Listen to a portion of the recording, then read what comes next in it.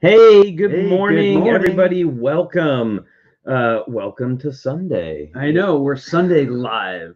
Our Sunday Right live here. group chat. And look, there's a bunch of people already here with us too. Oh wow, there is. Let's see. Okay. You know what? I'm gonna move this up here so I can actually read all Yeah, this and stuff. if you open that window, it'll be really close to so we won't look like we're looking far away from you.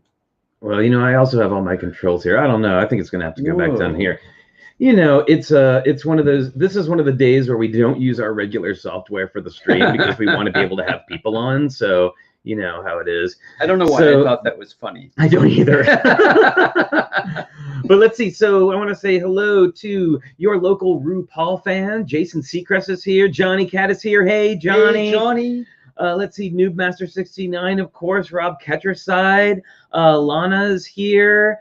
Let's see who else. Wilfred is here. Hey, Wilfred. Hey, Moto is here, of course.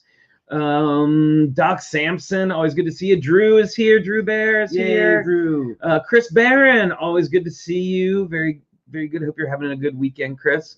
Daniel Gladstone, Thomas Howard, Thomas Wheaton. We have all the Thomases here today. Minifig Chick. Minifig Chick is here, of course. And let's see who else. Oh my goodness, David C. Krause Jr. How's it going? Insane Lego fan. Nathan is here. Nathan. Very good. And apparently I said the name correctly last time. It is Hagen and not Hagen. Like he said, like Hagen-Dazs. I said, of course, like Nina Hagen because that's my. Look, Daniel Yeet is here. Sato Bree. Oh, Jake Sadovich. Oh, Jake Sadovich is here. Wow. I wonder. Welcome. I wonder if we could convince Jake to get on the stream. Wow, that would be super cool. I'll just say, Jake, give me a thumbs up if you. Give me a thumbs up if you're willing to come on. Just saying, like you don't have to. No pressure or just anything. Hang out. Either way. So we're having a super. Hey, Lino and Lorraine, how's it going? Good to see you. We're having a super casual chat today with all of our. We have our regular guest stars, our Vicki Lawrence and Tim Conway. Holly is here. And Moto will be on. We also have a special guest, Blair Archer, who is amazing and does some incredible stuff. And if you've watched the stream before, you've seen his work on the Lego Dots bracelets that he does. He did a whole M-Tron thing, and it's amazing. Well, he does amazing wearables. We're considering doing an entire episode about wearables. Yes, actually, that's something we're gonna have coming up. So let's talk a minute about next Sunday. So next Sunday is Mother's Day, and as I promised, my mom is going to be a guest, and I'm super excited about that. So she's going to come on, and we're going to have an all-women panel next week for Mother's Day. So we've got a lot of really amazing women builders coming on to talk to us about their work. We won't say who just yet. I'm not going to say who just yet. I'm still filling out the roster, but we already have a good lineup of people, and I think you'll be really excited to see and check out what the I think that'll be super fun. We're considering a number of themed episodes. Actually, we've come up with a bunch. So these Sunday ones will start having little themes. Today is our sort of like, hey, let's just hang out. And Daniel, yes, we are going to continue working on our Stranger Things set. Oh, you bet. While people are on. Now the only thing is, like with this particular, as I mentioned before, we use different software to come to do Sundays so that we can have extra people on the show. And so we don't have access to our above cam, but we can certainly be working on it and tilt the camera down every once in a while. Now and then. I need to catch up with him anyway. I'm a few steps behind, but there's so many different topics I want to talk about today. I think we're going to be all over the place and just see where the conversation goes. Yeah, well, I think that's always the best. I think those are the best live streams, personally. Yes, Yoshi. That's great, Jake. Welcome. Please hang out. Another time, Jake. No problem. I know it's horrible. I know every time you jump on a live stream, like, oh my God. People are like, Jake's here. Hey, Jake, want to get on the stream? He's like the most popular Lego celebrity for live streams. It's pretty awesome. Well, we went far and wide yesterday via camera, right? Oh my goodness, we were all over the place. So yesterday we did Arkansas ArcLug. Yes, we went to ArcLug and did a little showed up at an ArcLug meeting. Invitation from our friend Rob Hendricks, who does amazing lighting stuff that we use for Treasure of the Snake Queen. And we showed up and just chatted with them for a while. And then we did a special appearance at virtual BrickCan. And then that was a blast. Both of those things were so fun. And then I had birthday party scheduled. And then in between that, I discovered that I forgot that we were having our lug meeting, our Bay Lug meeting. And so we stopped by there. So we were literally all over everywhere. The northern states and Canada. It was pretty cool. It was fun. It was a wild ride. This is going to be so much more chill by comparison. Yes. Yeah. Right? Yesterday was super nuts. All right. Let's see. So what do you think? Do we have regularly scheduled features we should do in order? Are we going to start welcoming people? No, we're going to let's start with our Disney pin of the day. Okay. But I'm gonna. So I'm wearing this Jack smirking pin. Pretty great, right? And I'm wearing Rex from Toy Story. All right, these square ones. I want to get the whole collection of the square ones. So I have to share with you. I have to share with you something. So I know we told you we bought some. I know we told you that we got some new pins, and there's just this one. It was every time you get one of these sort of batch set of pins, there's always one super standout, one really cool one. And I will absolutely wear this another day, but I just have to show it off because I love it so much. It is the Nautilus from 20,000 Leagues Under the Sea, and it is super cool and 3D. It's all 3D sort of pillowed out, embossed. Yeah, it's really cool. All right. Sort of the original steampunk. Yeah, actually, H.G. Wells is kind of what that's all kind of sprang from, right? Oh, TrickyBricks is here. Nick Sweetman is here. Very good. Stud Sidious. Actually, I think Chick likes that. TrickyBricks, we were just talking about you earlier. Oh yeah, we were talking about themed episodes. Yeah, we were talking about themed episodes, and we were talking about different people that we know that have various connections to minifigures in some way or another. And we thought it would be a really fun idea to do sort of a roundtable discussion about minifigures and their many uses. Yeah, we know a variety of people there. Look, had to do a brief restart. You had to do a me, I got lost. Yes. Yeah, we know a variety of people who interact with minifigures in different ways, from collecting them like we do to people where that's their main expression of Lego art. And then also some people that we know that have created custom minifigures, people we know that have massive minifigure collections. I don't know who I could be talking about. Who could that be? I have no idea. That's actually a nice segue for bringing on. Yes, actually, one of our sort of regular friends and kind of a guest host. Yes, she's definitely the Vicki Lawrence of our show. Everybody, please welcome to the stream, Holly. Hi, Holly. Good morning. Good morning, everyone. How you doing? Good. How are you guys? Excellent. Good. We're good. I'm so impressed by your minifigure collection, and we're not actually going to have that episode yet. But I just wanted to say you inspire me with the way you display them and sort of the completeness of it. Yes. Yeah, I get kind of obsessive about the minifigs. It's a real problem. I'm ready to talk about that anytime. Right on. And so you are, and I assume you will be joining us next week. I actually haven't asked you, but now I'm going to ask you in front of everyone and you show up. to Mother's Day. I know you probably have your own whole Mother's Day thing going on, but if you can drop by, we would love to have you. I mean, I don't have any plans.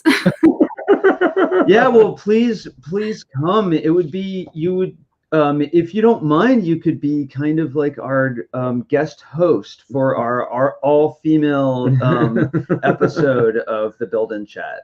Yeah, that would be awesome. I bet I probably know some of the other, like, you know, badass moms like in this feed. You absolutely do. I would love to have you on with me. Do. Yeah. Oh, see, and there's one right now, Marilyn Parmley, who I was just thinking that she needs to definitely be there. That would be cool. Marilyn is awesome. So does this mean like, so on Father's Day, are you going to also do like a special for like stay-at-home dads and that sort of thing? We can do that. Sure. Yeah, absolutely. Stay-at-home dad has taken on a whole new meaning lately. Well, right? now everyone's kind of one, right? Like, I mean, not everyone, but you know, all not necessarily, right? I'm sorry. Quite the same. Yes, it's not the same. You know, I don't know what I'm saying. Anyway, know that you know what I mean. You know that I know that you know that we know. Oh, so yeah, we wanted to show this. So we did this. I did this kids. But hey, John Alexander, welcome to first time viewer. Very good to see you. Glad you're here. And let's see. Nathan Hagen. Yeah. Oh, and Nathan is here. Okay, so here is. He says hashtag daddy.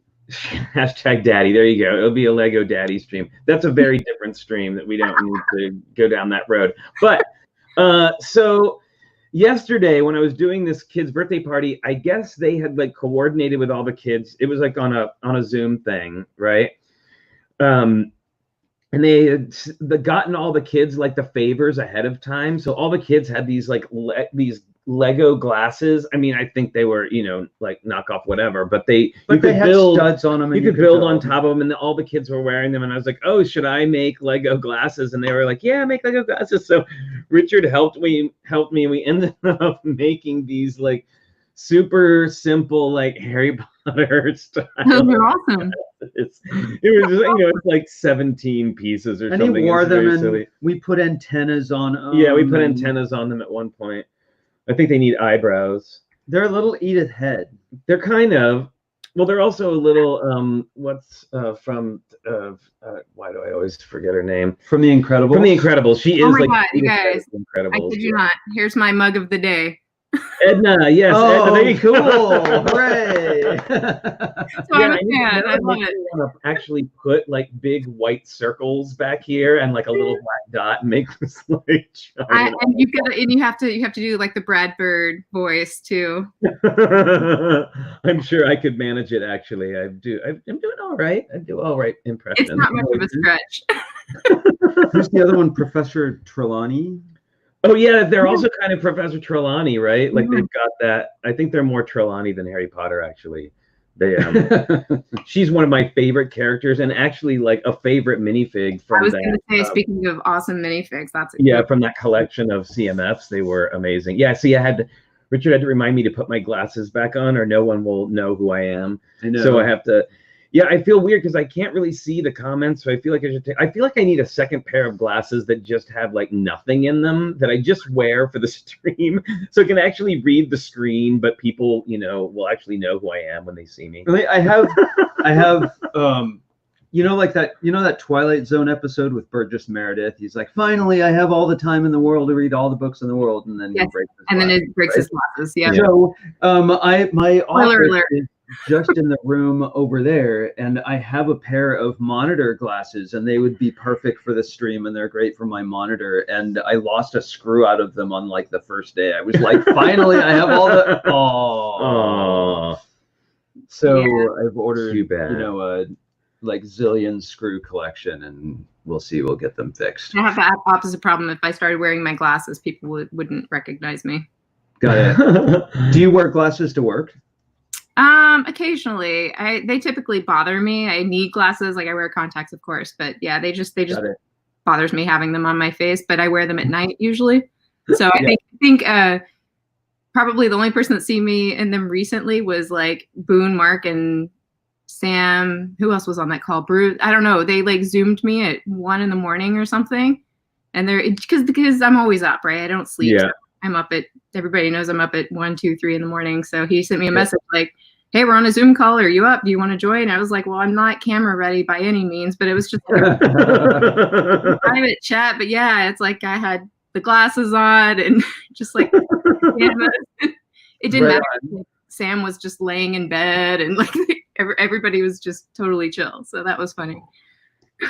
Well, I'm sure anyone who watches the stream regularly has heard me say before, but I'm just really taken by the casual nature of all this sci-fi. Like what we're doing is pretty sci-fi, that we're all hanging out in cyberspace and all that. But it's so casual. We're all like in our living rooms. Yeah. Well, this is actually, we were talking about this the other day too. Like, I get to see you guys more now than I would otherwise, right? Because it's true. Yeah, it's true. So it's kind of cool actually to get to see people that I wouldn't normally get to see nearly as often. So that's a silver lining, right? Absolutely, absolutely.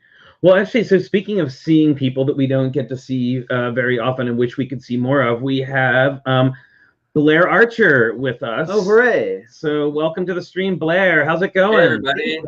Blair, whatever. No, hi, Blair. Good to see you. Oh, I see you. Talk about wearables. I know, and you have your whole, like, you did set up a whole little studio, just like you said, right?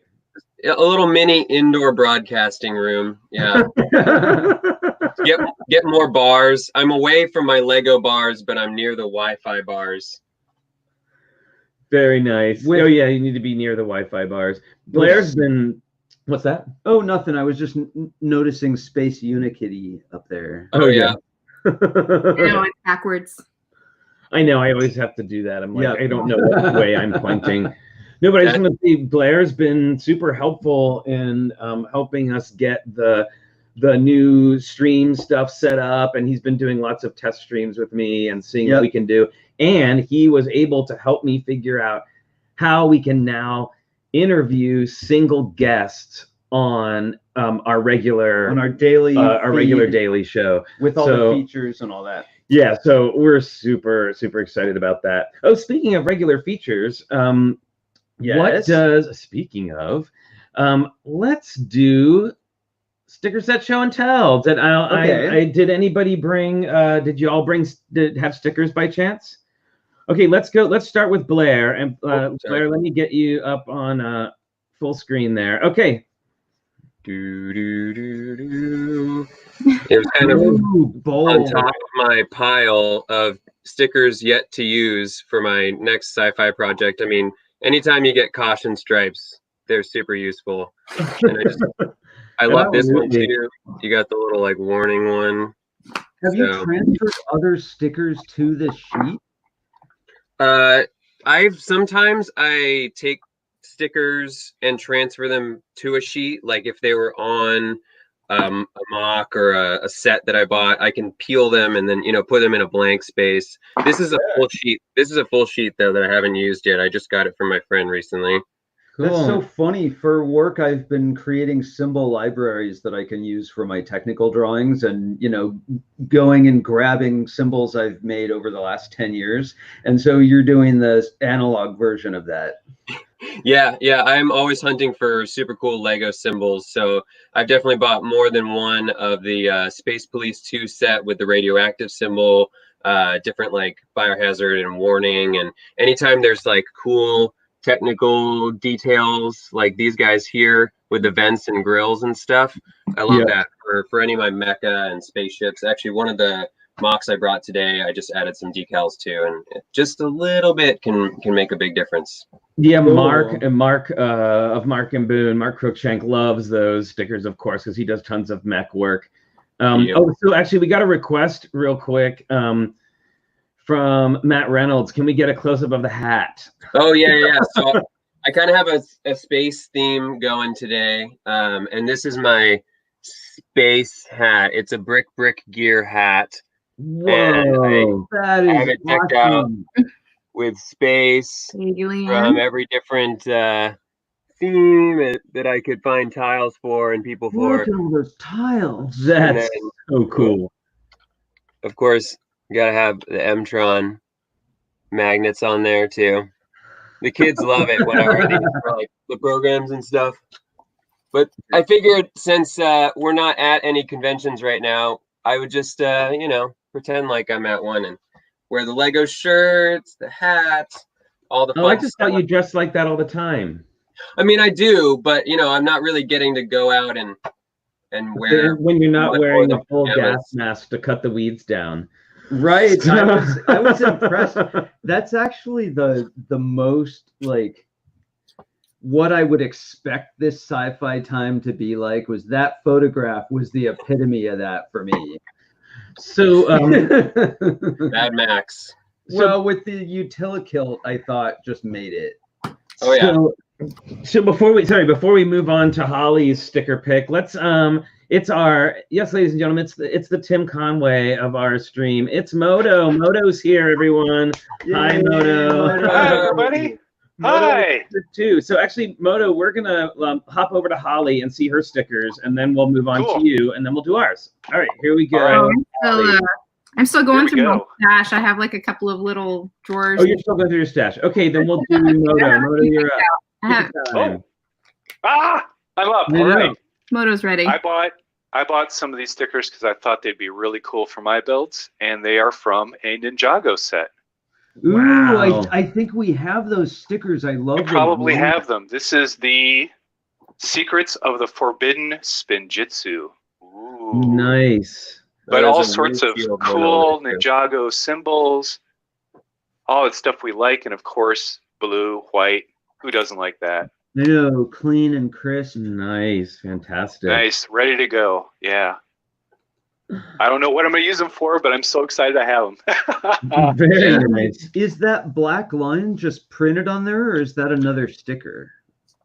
It can always be another sticker. Exactly. Yeah, it can always be another sticker if you want it to be. And what's really cool is these stickers are transparent. So the color of any brick you put it on will show through. And yeah, that's just an extra little gimme. So I'd have to use a knife or something to cut it into what I want it to be. But yeah. Okay, I have a radical suggestion. Mm-hmm. It's so, I don't know, let me know if this is too out there. Oh, I have from years ago when I used to do graphic design, like analog graphic design, I have all these rub-on letters and border tapes of different kinds. Like, wouldn't those be great on models? I've done that. Yeah, I've taken like the really shiny chrome tape that's used for air ducts, and I've cut pencil thin lines and made my own decals off of that and striped it on. But yeah, when I was doing the Letraset letters are great, the rub-on decals, all that stuff, is fantastic. It would stick, right? I think it would. Oh yeah. Yeah. Well, thanks, Mark. Well, thanks, Mark is here, everyone. We know Mark loves his Ninjago stickers as well. Loves his Ninjago stickers. I think I have. Stuff we've seen so far would be big Mark Cruikshank buys. I think if he found them out in the wild. Yeah, I think this might be Chima. I don't know, but this is the alternate set to get some orange in there, which would be fun to build with too. Oh, very nice. I think Chima has so much really good design. I think it gets a bad rap. I love Chima. Yeah, they did. You heard it here first, folks. I do. I think Chima got a bad rap too. I like it. I like to see it go on.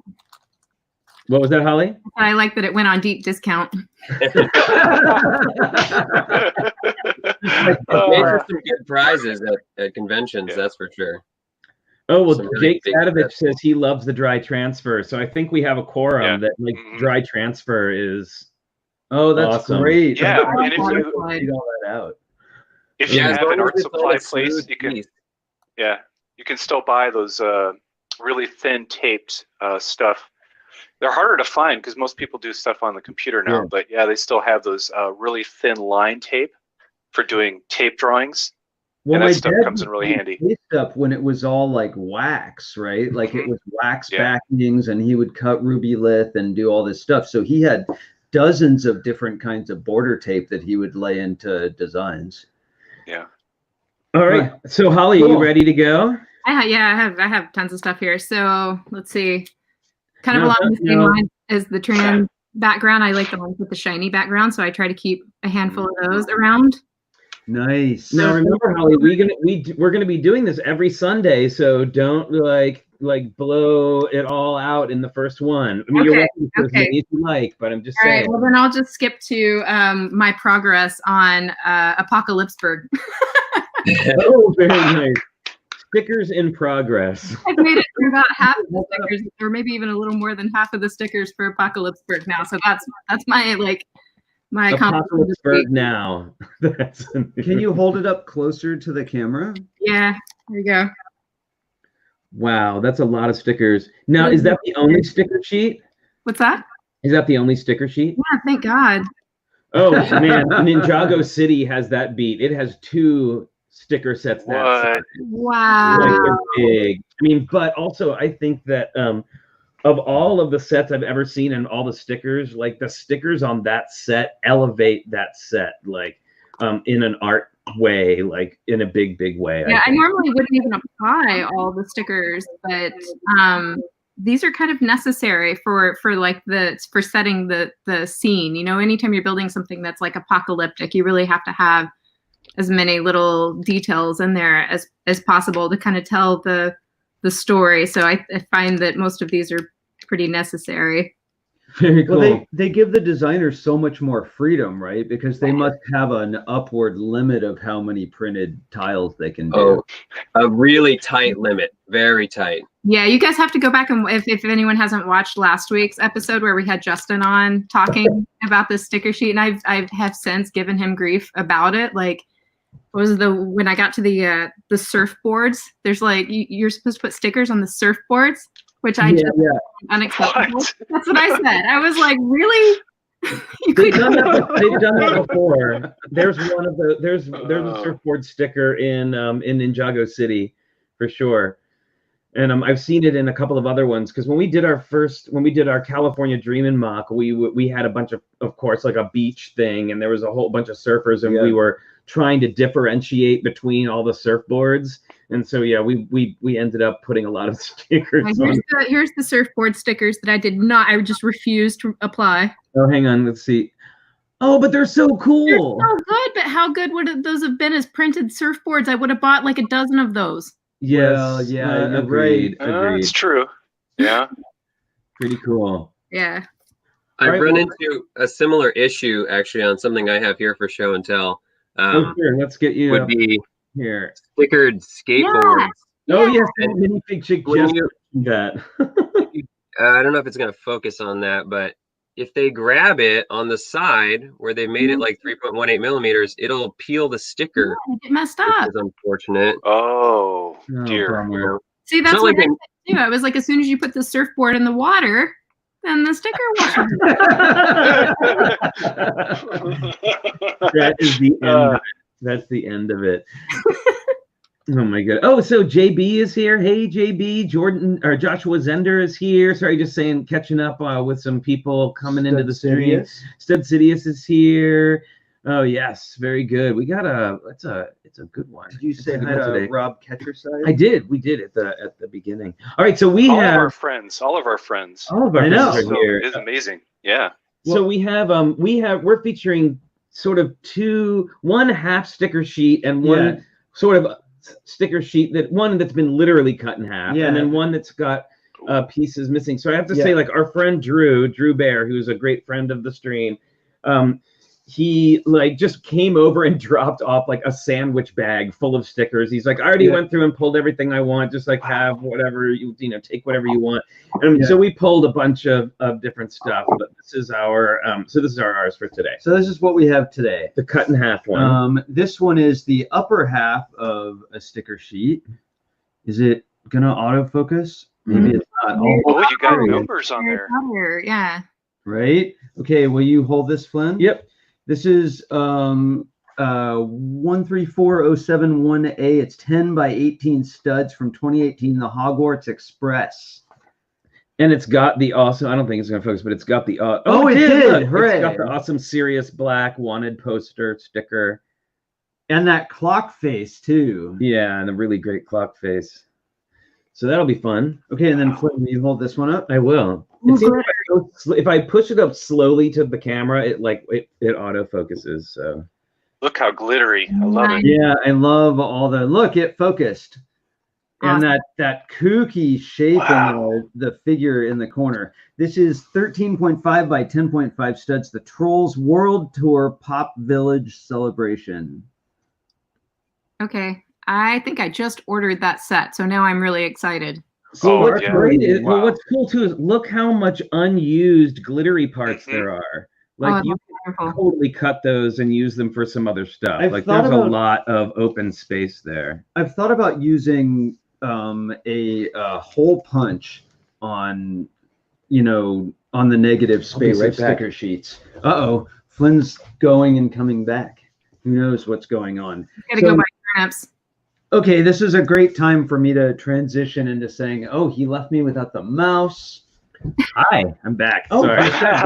It was just a quick one. Yes, let's get everybody back up here. There we go. Oh my goodness, so sticker set show and tell. That was a great one. I love having. I love these ones where we can do group everyone's. Our things that we do during the week with a group, especially Logan Cookie Time. Yeah, because we love seeing everybody's pets. So it's a good time. Where do you have a dog? We have a cat who's very much like a dog. I was thinking it could be Sammy Avocado Time because he can hear an avocado being opened in his sleep. And he comes and sits right at your feet and so he can come for that. Oddly, Logan is that way about butter. So my goodness. Flynn's a pastry chef, right? So he makes these desserts that have lots of butter in them. Yeah, and especially if I'm making buttercream frosting for a cake, like he will not leave the kitchen. Like he can smell butter. And I don't even know if he's ever had any, but he really, really likes the smell of it. So yeah, we don't give him butter. Oh my goodness. Ooh, lenticulars. Oh, lenticular stickers would be so cool. I just answered that actually. There was one in the original Harry Potter in the Changing Mirror. I think we might have that. Isn't that the one is that the one that has the glow-in-the-dark Snape? I don't know. I just have it as a random piece that I found in bulk, but it has the lenticular of like Harry and his family, right? I think in there. Yeah. Oh, and so we were actually talking on Friday's stream about the new Harry Potter sets, which look amazing. And I think well, I don't want to speak for everyone, but I think many of us can agree that the new Centaur piece is the standout of that entire series. I agree. I actually brought something for that. Oh yeah? Hang on, let me get to it. It's a Scooby-Doo.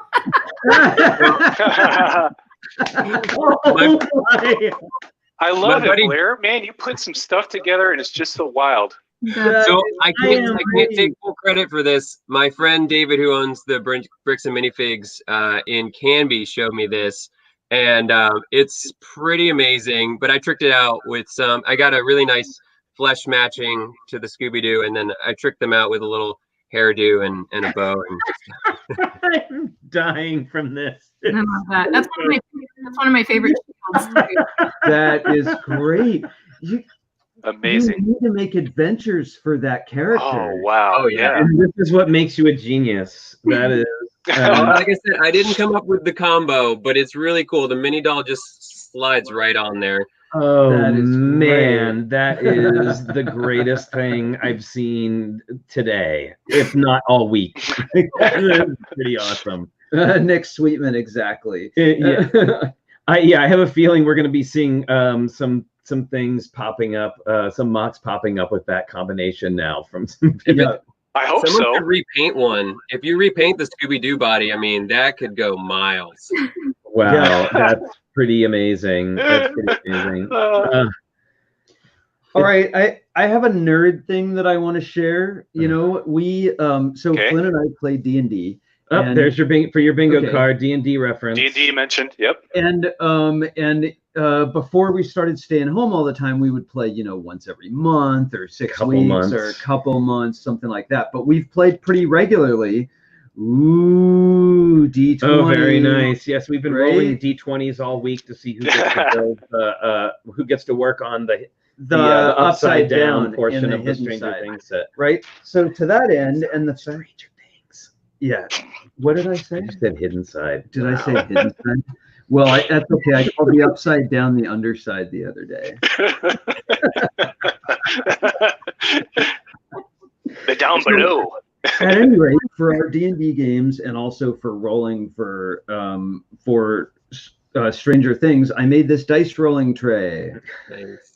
Right, and it'll get a lot fancier. But what I want to point out is, but it could not get any nerdier. I'm just telling you now. It's got clips for all the weapons for my character.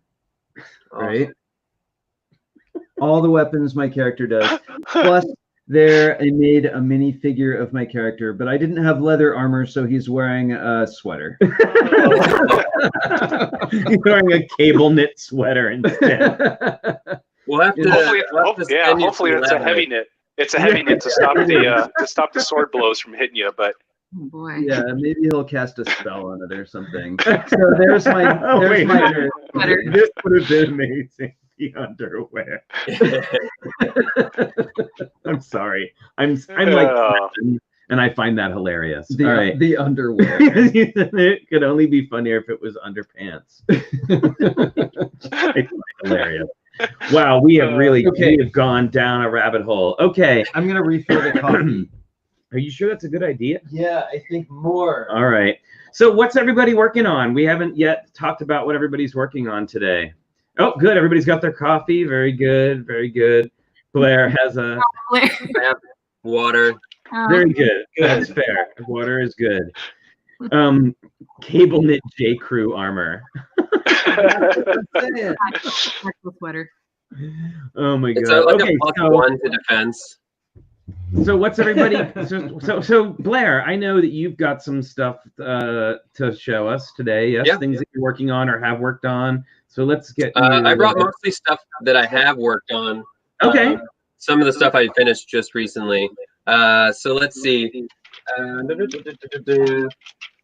Let's see. This one I totally forgot about until last night, and I was actually showing you the figure the other day. I made a couple changes, but there's a whole like 9-brick tall mech contest, or not contest, but like a little collaborative build amongst the mecha builders right now. I got this steampunk one. Oh, this whole reverse thing is totally new to me. Yeah. So forgive me on that. And then this was that figure I was showing you that I was working on. I made her a steampunk cannon to go with it. So these will be companions. Nice. Like security droid thing. That's love all the gold. Very nice. Oh yeah. And I did not make it into the official Iron Builder, but I brought some of the stuff that I worked on with the seed part, the minifig legs. So nice. Fly by here. That lipstick is what drives me like. That's crazy. So good. So that was the ship. It's like a cargo ship. So good. I am. Top is fun. Man, I love those chrome exhaust pieces too. We have a bunch of those, and I was looking for them and could not find them. I wanted to use them for our car build that we did for the build challenge this week. There's so many interesting pieces in there. That chrome T element was nuts. Oh look, he's got that pick-a-brick cup lid on there. Oh yeah, and that is crazy. This was the other half of the entry, and it was the sort of under construction space base that was that the ship was in. This piece is giving me a little trouble, but so I used the legs are in there as like the initial ring. You can see it. Oh yeah. Is there anything that's not agreeable in there? Not really. It's like all agreeable. It is nuts. And yeah, it was fun. Micro scale space has been something that people have been asking me to do more of, and I've been wanting to do more of. And now I've got some time and a good amount of parts. I picked up a pretty big bulk thing of bars, and I've gotten some cool lug bulk for some of the newer pieces. I've also noticed that you're using a ton of clip and bar mechanisms, not stud full connections on that thing. Yeah. I love that. Oh wow. Did the the geometry with the straight roller coaster track take you a while, or was it just like, oh, this obviously works perfectly as a hexagon? Oh, that one was like instantaneous. I was just playing. I have a big sack of mixel joints, and I just play with them all the time and try and figure out new combinations. And this thing was just a stream of consciousness build. Honestly, I worked on it over a couple days, and everything just sort of flowed one ring into the next. And I would sort of just adjust rings until they matched with the next one, which is why it's come up with a bit of a conical shape in some spots. You can tell that it's sort of under stress in some places and less so in others. Can I see the cup lid is like where they're going to build their portal or whatever. Yeah, that shot right down the middle. It's like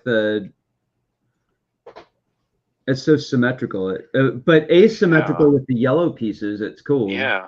Yeah, and that was partly because I'm on a time crunch for the contest, and then the other thing was I wanted to show off the ship in it. So this is the ship mounted in it, and the ship kind of floats in the middle. And so I wanted it open, but then there was just like a ton of gray. So I decided a splash of color was really necessary. And so I was like, well, yellow's great. I mean, inner space construction, you don't want to run into anything. Yeah. And then I tried to take as many pictures as I could to really show how you can make micro scale look really big when you just start to envision the pieces as much larger than life. My favorite connection, though, I think, and I showed this to you when we were testing out the stream, was the Mandalorian antennae going into the top of the head there as like a little bridge or whatever. Yeah, that was cool. Jeez. Oh, God. I got some more stuff unless somebody else wants to take a turn for a minute. Here, why don't we cycle and then we'll come back around. Cool. So Moto, how about you? Are you ready to show us your latest progress? I don't want to follow that, but I will. Oh my God. So this week I've been talking about mixel joints. I've been trying to do something that you guys, I guess, have done before, which is use mixel joints to attach plates. Yeah, it's how we make rock work for Snake Queen. That is nuts. That is incredible. So what I've done is I'm trying to build a wolf's head. Yes. Yeah, I think you're you're a lot of the way there. Yeah, I've got most of the shape down. I really like the way it's turning out. It took about 5 or 6 tries to get it to this point, but Sorry, what was that? Oh, I was just going to say, we found when we were doing this for our rock work that we had to reinforce our mixel joints with plates around it because they want to pop off all the time. Yeah, exactly. You have to lock them in. So I learned this from another YouTuber named Riley. He actually lives about, I think, an hour and a half from me. Inside, Flynn. And yeah, I'm sorry. There's a Technic thing I'm holding on to that runs through the core now. Yeah, I see. It's like, I mean, the way you're holding it there, that vertical member seems really sturdy. Oh yeah, it's finally pretty beefy. Rawr. Oh, that's great. So what I'll do is I'll probably line this in red, and then I can get the teeth and everything in there. Hopefully I can get a pink tongue. And I just made some eyes. I'm trying to fit the eyes inside. But I think these are great. These are a great effect.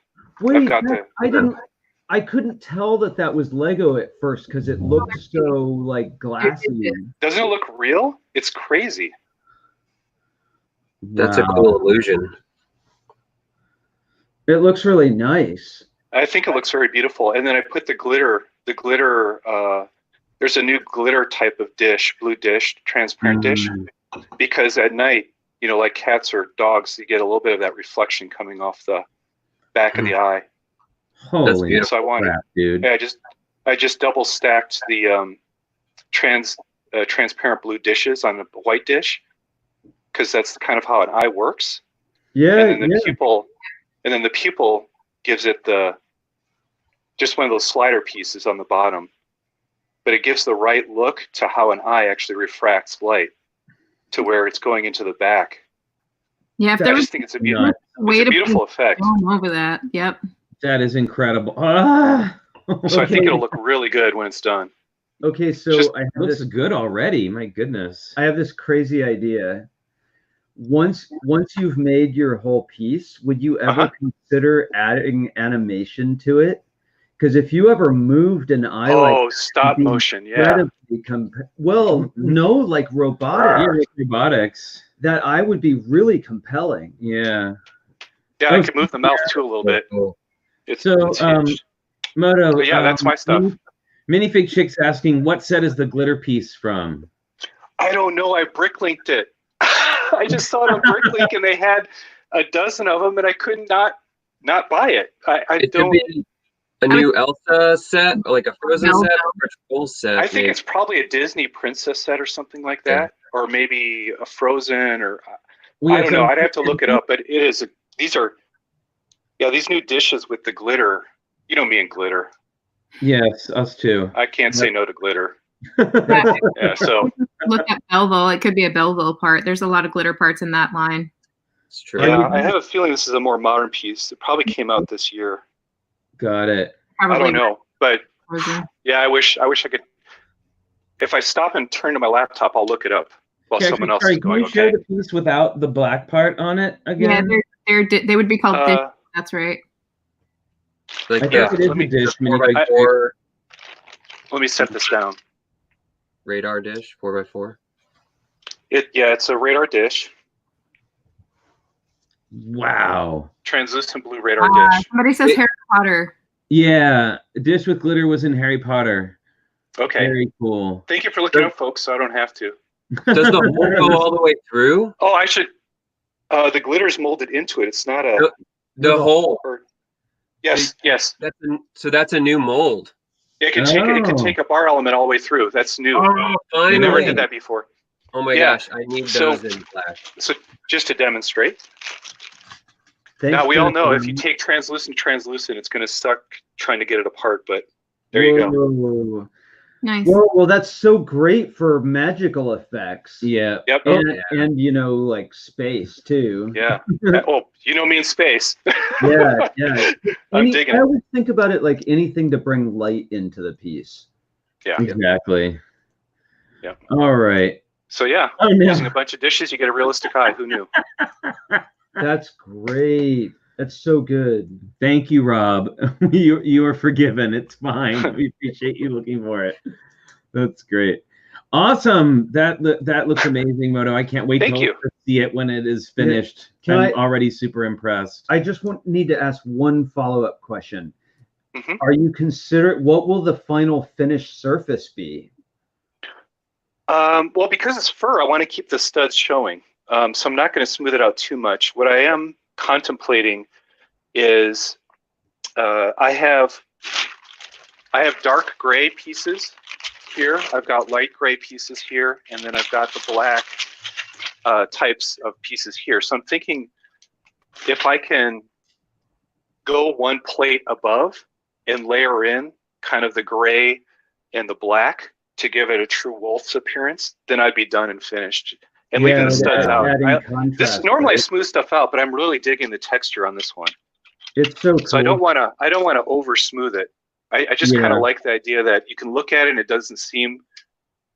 It's very prismatic. It doesn't seem like Lego at first, and then if you look closely, you'll realize that's like a million plates.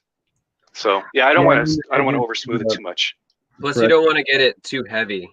What almost looks that's the problem is the weight. That's why I had to put that Technic in there. I mean, it was starting to collapse and fall apart, but well, it looks like a wireframe from like a. Yeah, it's like a poly. It's like a poly thing. Yeah, prismatic poly thing. Very prismatic cool. Polywolf. Polywolf. I don't know. All right, Holly, you're up. Yeah, I mean that's why I'm not mocking anymore. No. Oh, come on. I'm definitely not playing Animal Crossing right now. Oh, now that you've hit your 10K on Coraline, you're done. You're like never.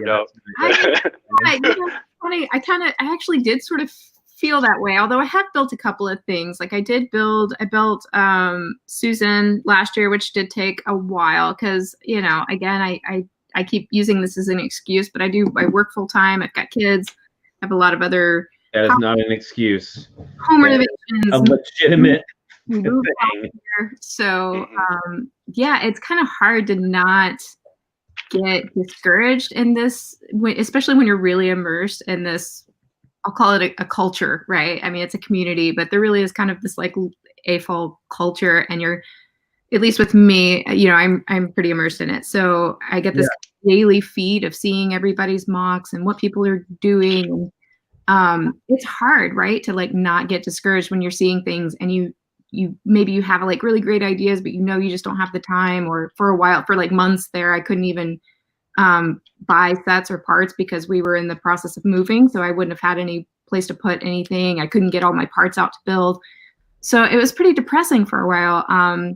But I did manage to get my Susan done right before we had to move. That's a wonderful model. Yeah, I think the face is so clever, and I love what you did with the suit. Thanks. Yeah, and that was kind of like, it's sort of like what Moto's doing there. It was like my my first attempt at doing that. Like we're trying to do something sculptural. I just had never done anything like that, and so that was a really fun challenge more than anything. And then once I was done with that, that kind of took a lot out of me because I was just crunching to get it done. Yeah. And then once we moved here, then it was mostly just setting up my build space and kind of getting things like sorted and put away. But yeah, and then still like promoting the ideas thing too. So it was kind of sucking that's a lot of energy. Yeah, sucking all the Lego life out of me. And then we had Bricks Cascade coming up, and I had to kind of choose what I was going to do because I had like 5 different things that I was working on. And one of them was I was trying to build up the basement for the Coraline house because I knew it was getting close to 10,000. I really wanted to, like, I had been promising that I was going to do that addition at some point. And I was like, okay, I have to do it now or it's never going to happen.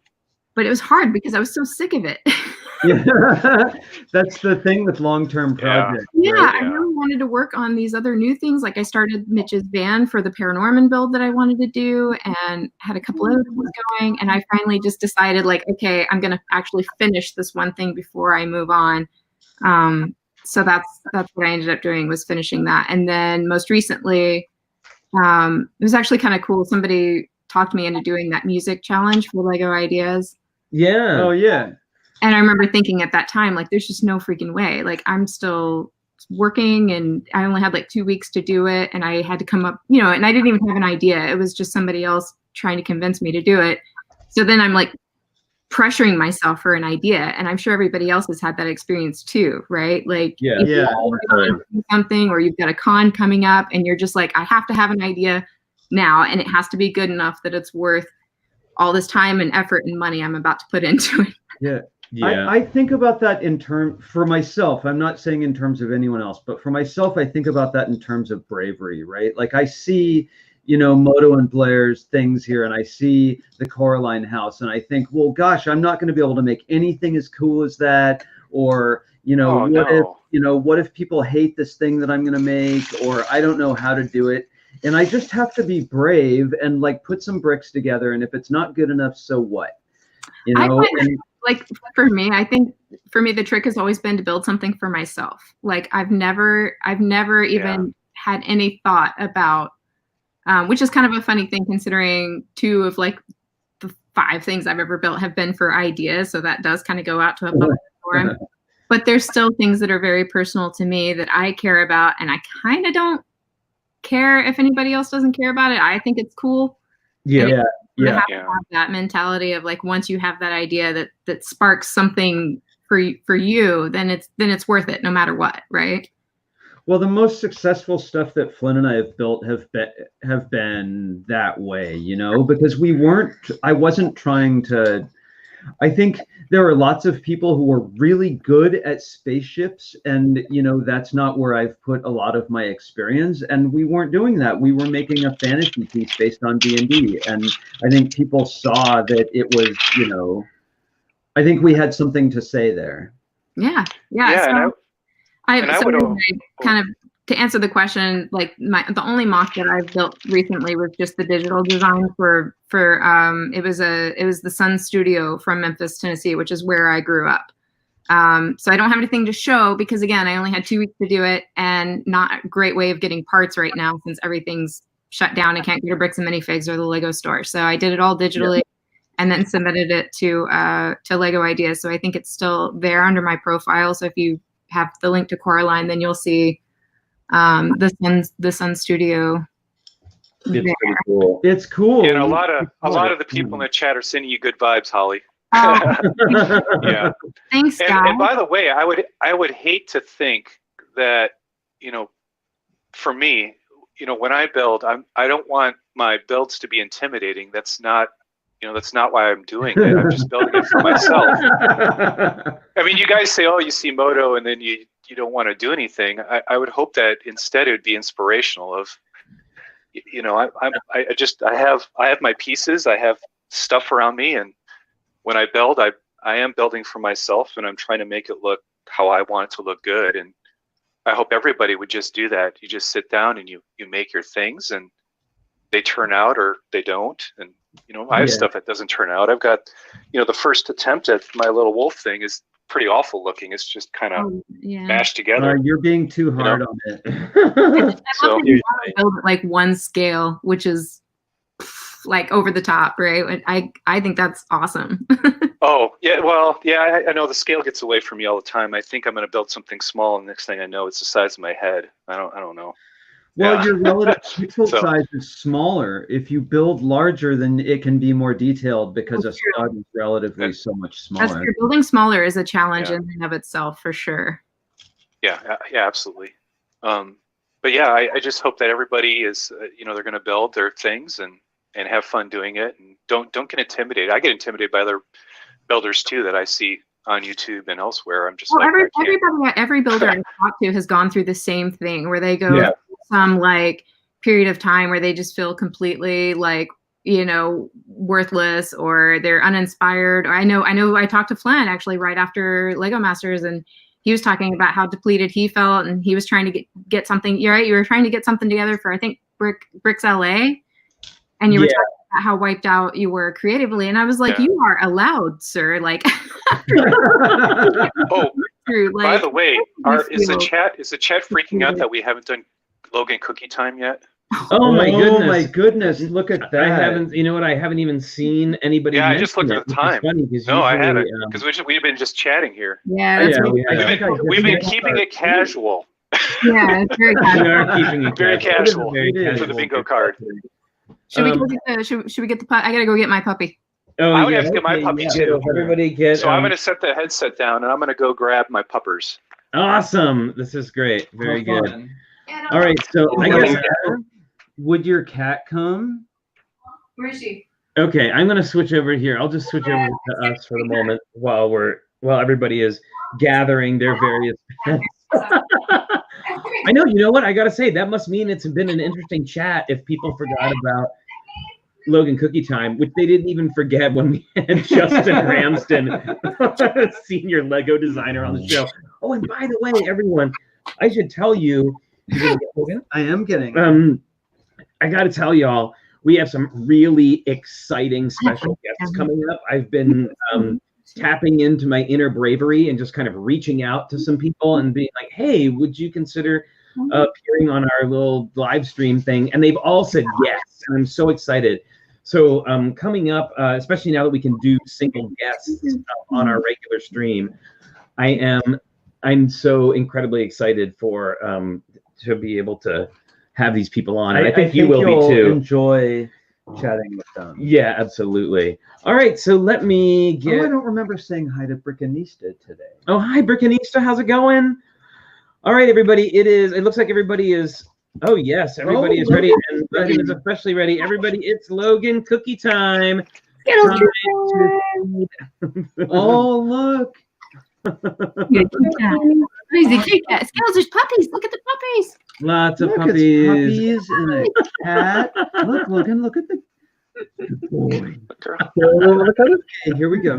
Last one's good boy. All right, hooray! Bit me on the nose. Oh, goodness. You are very chilly. You are very chilly. Awesome! Hooray! It's everybody cookie time. Well, that was the first time I think we've had everybody in the stream doing at the same time. Oh, very cute. Is that another puppy? You see another puppy? No, I have no idea what's going on. She's confused. She's confused because we don't let her down here. Oh, it's a whole new world. It's a whole new world. She's just surprised. Yes. Yes, girl. You know, eventually I'm going to get there. I can have the Logan Cookie Time animation in this particular program. I still haven't figured out how to make it work. So I'm crossing my fingers. Shane Levin, I completely agree with you. This makes the day better. Thanks everyone for sharing. Look, Skittles. Yeah. Hey, dude, Jude 20. Skittles, it's too much. How's it going? Skittles. Wow, she's so calm. I know. I know it's because she gets wild when we have company over here. So there were like a few weeks every week we had people over watching LEGO Masters, and then Flynn and Richard stayed here, and I tried to warn them that she's kind of a lot when she meets people, and I don't think I can't really prepare anybody for how excited she gets when people come to visit. Well, Logan is a lot too, and he has so much more weight behind him. I gotta say, like, Logan is pretty, but the Skittles experience was all new. And now I will also say that we had just flown in that morning. Like, we got up really early, flew in, went to Bricks Cascade, got everything set up. We were having trouble getting the sign up. It was like such an exciting it was really day. And then we all went back there and Skittles. I mean, I was super excited to have like dog energy, and man, did I get it. You have a Skittles scar, right? I did. I had one. It's gone away now, but I think I had Skittles scars. Oh yeah, Doc Sampson, that's great being able to. I'm so glad people can go back and view stuff too. I think some of the chats have been so interesting. Well, you know what's funny is I see some people. Oops. Well, look, there's a door stuck to the bottom of my upside down. So we didn't roll for it. Flynn just sort of took the upside down today. Well, no, I think because we're still on our bag. We're still on the same bag. We changed for bags. Yeah. But Holly, so we went down a road of talking about making MOCs, which was awesome.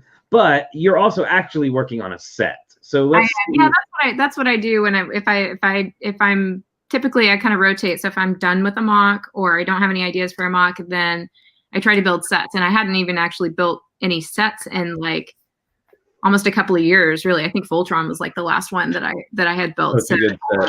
So I was ready to pull some sets out. So Stranger Things was the first one that I did a couple of weeks ago. And then we were on the Justin Ramsden train. So I pulled out Apocalypseburg last week and made it, let's see, about that far. So starting to shape the lady here, and it's getting really interesting up in here. Wow. Well, there's so much detail in those. On that. And that's been a really pretty cool build, actually. So there's something I've wanted to see about this model ever since is, can you show me the infrastructure that keeps the Lady Liberty at the 45-degree angle? Yeah, it's pretty clever. There's kind of a couple of Technic lift arms on either side holding the Technic bricks at this angle. So there's like taller lift arms on this side and shorter lift arms on this side that allow that angle there. So otherwise it's fairly hollow. There's not actually a lot going on in there. Oh, what fixes the angle in place? Wow. Yeah. It's just difference in height. Oh, lift arms. Yeah. So just kind of a cross angle of the Technic bricks. I understand, meh. And then that puts everything at an angle, and then everything starts to kind of build up at that angle. And then they're using these really interesting, some really interesting curved pieces. Like these are kind of neat. kind of like windshield type pieces. Space shuttle bay doors. Yeah, I like the triangle and the flag to sort of bridge gaps in there. Yeah, I mean, that's kind of the way to do it. That and usually curved slopes are handy for that. Yeah. Is that what they're curved slopes? I always call them space No, parts. I mean. Yeah, I get what you're saying about curved slopes.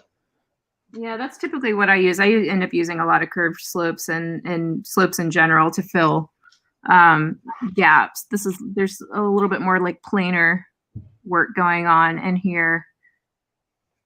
So it'll be interesting to see how that ends up coming together there.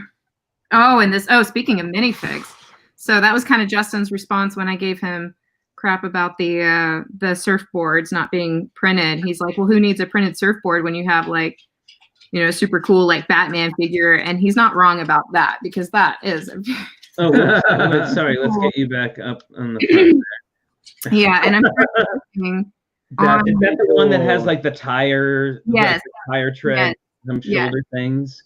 Yeah, and so I do have a pretty extensive Batman collection. Like I think at this point, every Batman figure that's been made, aside from the San Diego Comic-Con ones. Wow. Which is a lot. That's a lot. That is a lot. I've been like cataloging them on Brickset to make sure that I have them all. And I don't have them all open because I have a lot of Batman sets that I haven't opened, but I just know that I have them here in this house. So this was a pretty exciting one. I always love the like super just crazy kooky ones. This is the best. Right. Well, I heard that you may be receiving one of those in the mail. That's what I hear. Wow, it'd be amazing to get your Batman minifig collection together with Boone's Batmobile collection someday. I think my Batmobile collection's pretty complete too. The only Batmobile.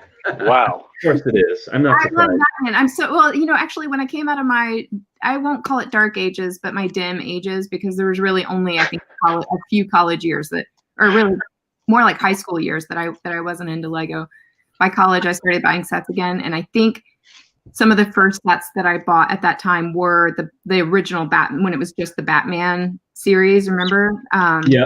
Those were some of the first sets that I started collecting, where I was like, oh, I gotta have them all. Even though I didn't buy all of them, it was like I had this compulsion to like collect at that point, and that's really what sort of spawned the whole, like, where I started going down the rabbit hole. Yeah, just at that point. Yeah, I mean, down the Bat Cave. Yeah, exactly, down the Batcave. Right. Because before that, it was like I could buy a couple of sets a year and be satisfied, you know, like just one big Star Wars set a year was what I was buying before that. And then when Batman came out, it was like I had to have, like, I'd go buy like every couple of weeks and have to buy something. It was like Pokemon. She had to catch them all. Yeah. Oh, yeah. It was so good. And it was the characters. I've always been obsessed with the minifigs because they're characters to me, and you have to have all the characters to kind of like have the world, you know, to propagate the world. I love minifigs. I have so much time. I don't really like bounce them around, but I just arrange them and add accessories and take them off and change them and different hands. Yeah. So I have to tell a little story from Bricks Cascade. So not only was Bricks Cascade like an epic experience in general, just like it was, I mean, out of control. I have never been to a con that was like that bonkers. But for me personally, or I should say for us personally, we ended up like with the like most amazing haul of all time, due to some very judicious trading. Ended up with some and one really good door prize win. Yeah. The Anubis Sphinx from Ferris Quest was the, and then I got the Monster Fighters Haunted House, which was like a big win, and then via some some Batman trading with Holly, I ended up with the Batman 66 set, which is one that I've wanted forever. And we haven't put it together yet. We haven't put it together yet, but we're going to do it on the stream. And it was hilarious because we had so much stuff that we couldn't go back on the plane with it all. So, I mean, we did.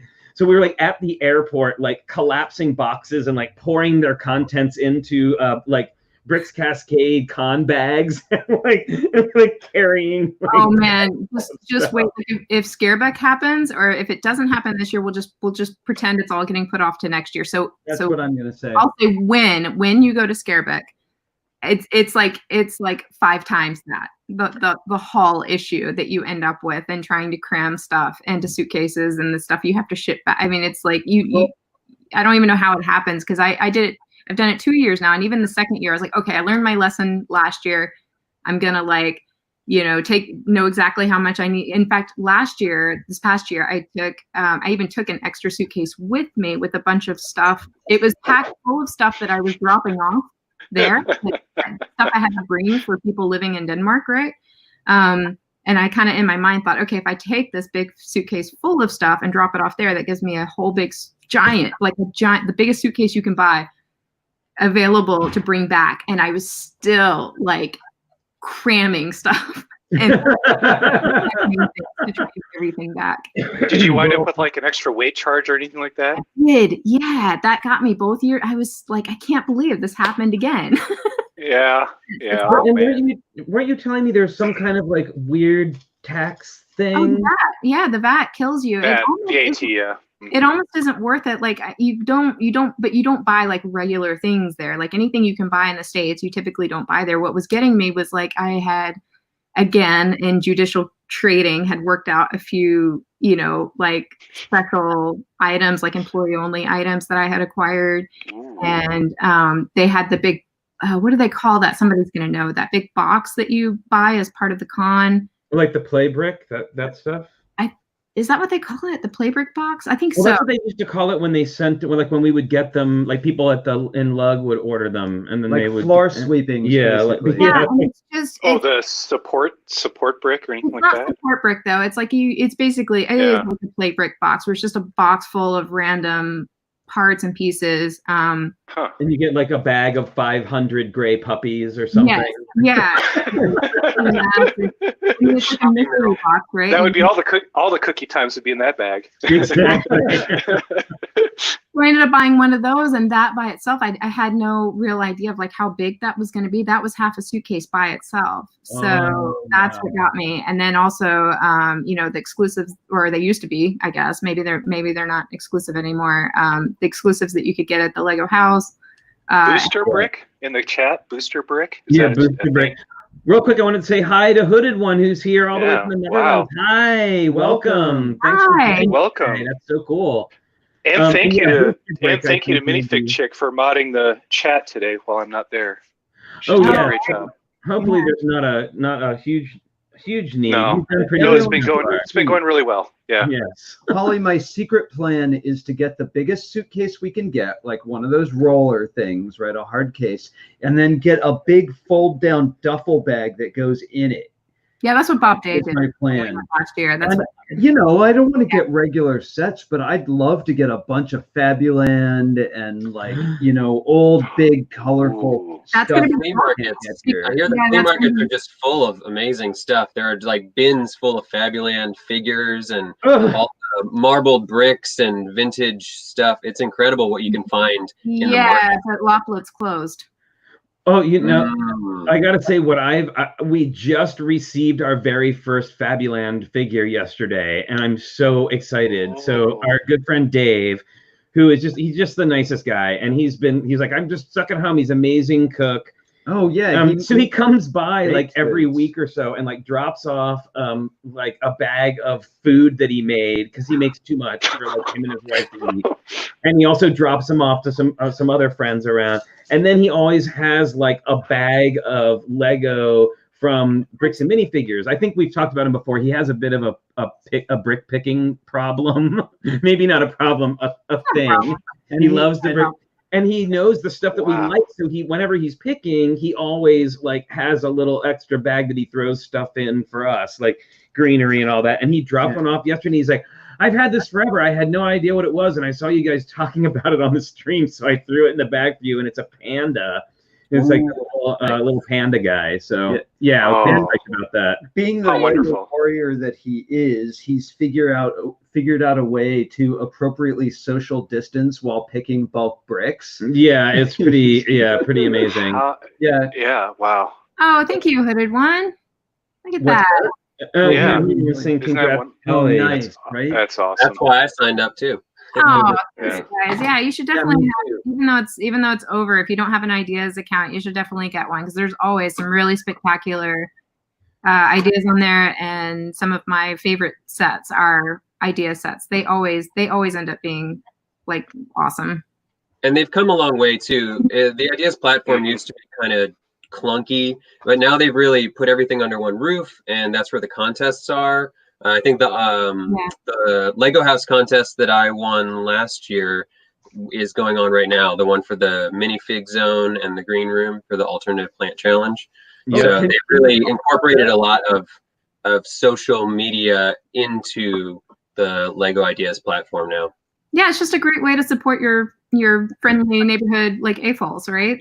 So everybody should have an ideas account and should be on there, regularly, like supporting each other. I think that's how I got started. I mean, that's why I was there. I've supported tons of ideas that have made it all the way to shelves, and that's just a good feeling, right? To help. That's so cool.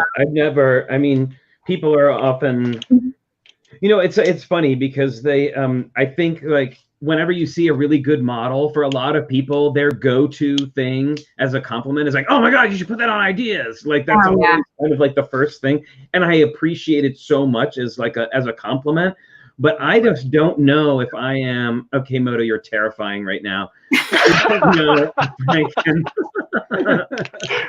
just don't know if I can handle the hustle that you have to do. I know, as far as putting something on ideas, that's a whole different bag of worms. And I will say, not everything is suited for it either. The things that I think are incredible don't necessarily belong there.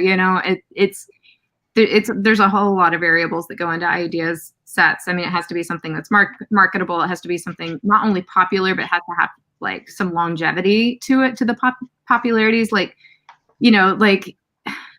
we also happen to Angry Birds, right? Like, you don't want to have another repeat of something like that, where there's something that was popular for a hot second. Exactly. Yeah. Some of that stuff is not necessarily the best, because it does take a while. People don't understand how long it takes, not only for the promotion period, because that can vary. Some, like those things that are super popular, for a hot minute might get to 10,000 overnight, but even then you still have to wait until the quarter of the year ends to go into the review period. And then it's still another 6 months, maybe even a year of going through design to production. I mean, it's just such a long haul regardless. So yeah, you do have to be kind of prepared for that. But again, like I said, if it's an idea that you're really passionate about and you really can see it through, if you can really kind of envision, like, yes, this is definitely a product I could see on shelves that I could see people getting really excited about, and you're really passionate about it and you can get into promoting it, then absolutely 100% go for it. Yeah. So I like the perspective that you have on it, because you do have something that's reached that point, right? So you have a very different perspective, and I don't know, like, what has and I don't know if you can talk about it. If you can't, totally understand. I understand NDAs all too well, but do you have any like have you started working with Lego yet? Like, what are you sending things back and forth with them? Like, do they need more from you before they make their decision, I guess is what I'm asking. Yeah, so that's kind of the next step. The review period's not quite over yet. It should be ending here pretty soon, because it does end in May. So if it's not this week, it would be next that this review period ends. So the next step after it meets 10K is, thank you guys. Double fingers crossed. I then have to send them like, I guess it's gonna be different for some people. They ask for instructions and as many photos as you can provide, of course, so they can sort of reverse engineer it. Fortunately for me, I designed it digitally, or most of it digitally first. So I do have, and it's all very well organized. So I have like already step-by-step instructions that I've just had to kind of go in and like tidy up a bit. And then I had to go in and do some like updated photos that I've been taking the last couple of days. So I'm just about ready to send all that over. And then I don't know, I suspect, because Jake and I have talked about it a bit. He's like the Lego Ideas Pro you should be talking about. Yes. But he did kind of, I think he pretty much had said that, yeah, you send them what you have, and then it's like you're sort of hands off at that point. You don't know. It's just a wait game. Right. I think we're all sending you our best wishes. Absolutely. It has to happen. Want to see it succeed. Absolutely. I think a Lego Leica product just has to happen. I think they would basically be tapping into an untapped market. I think it's crazy for them not to go there. Well, I agree. I mean, if they're going to do Angry Birds, I mean, come on. How about something with award-winning films? Yeah, that's the thing. It's like, but seriously, that's a good point. A lot of people don't know the Leica films. They have all been, every single one of them has been Oscar nominated. And then our last one that performed the worst, that did the worst, like at the theaters financially, is the one that won the Golden Globe.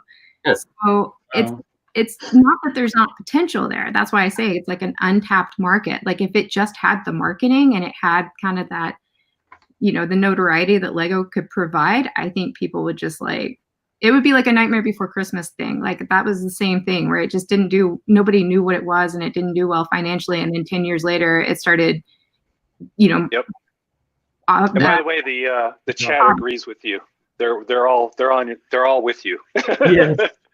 Well, the Nightmare Before Christmas is a perfect example, I think, because I remember just like loving it when it first came out, and I would talk about it, and people are like, "What are you even talking about? I have no idea." And now it's like you walk into Hot Topic, and like not that I often walk into Hot Topic.